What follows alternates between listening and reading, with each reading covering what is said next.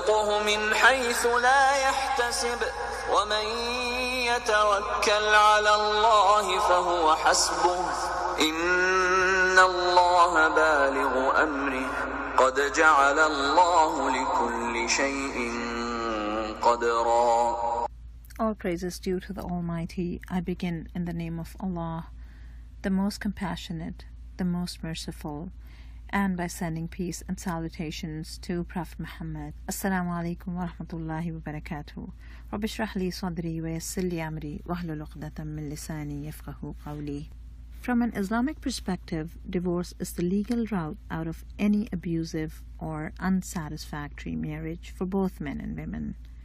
What we don't take into account is there are detailed rules outlining the process involved, as well as preliminary steps to help deal with conflict before that option is actually pursued.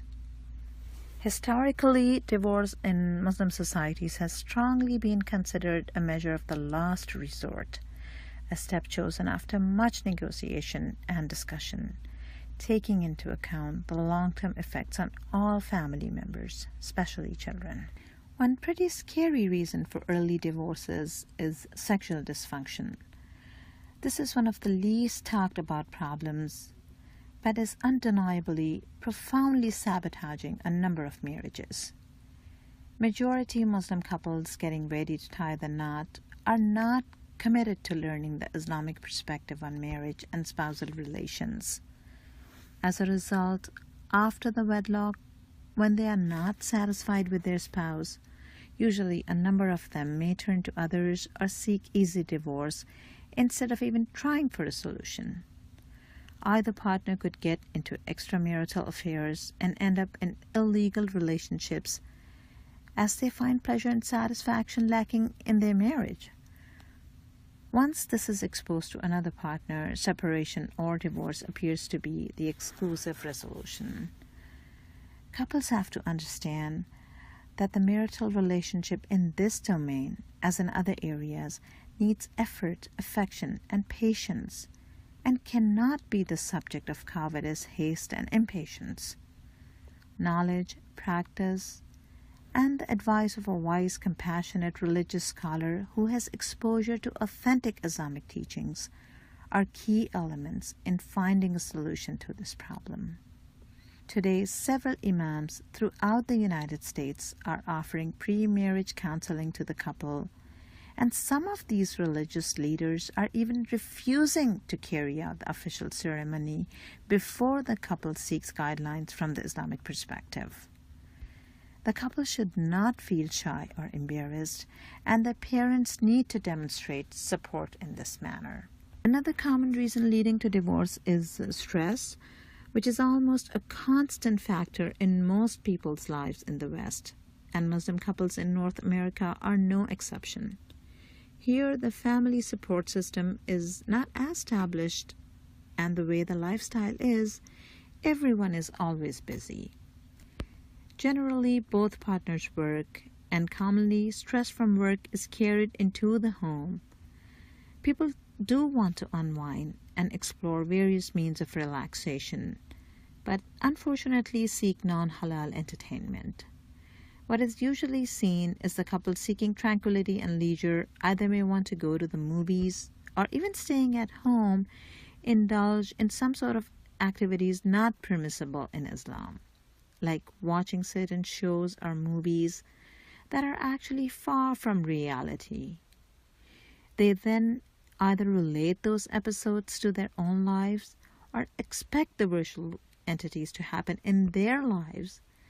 And looking at the emotional aspect of it, in all honesty, usually the expectations do come from the woman's side, as she tends to be more sentimental and dramatic.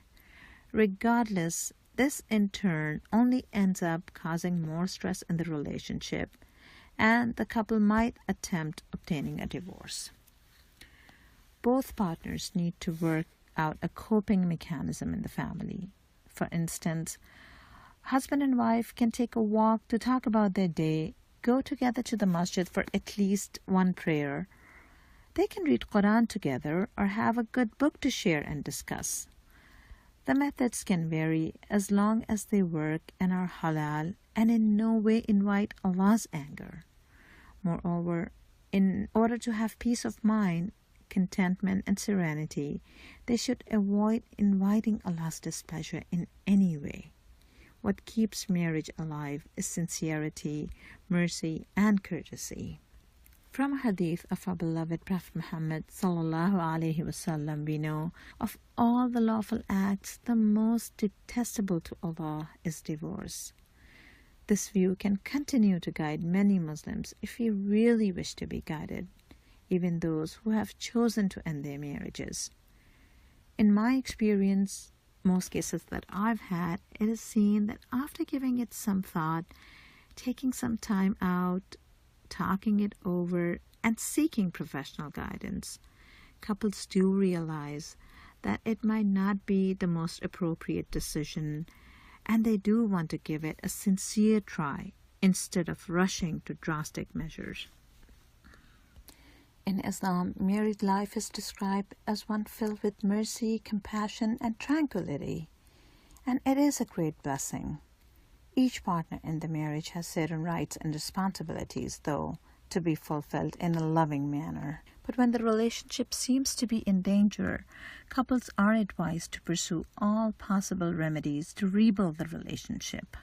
Divorce is allowed only as the last option, and it is definitely discouraged.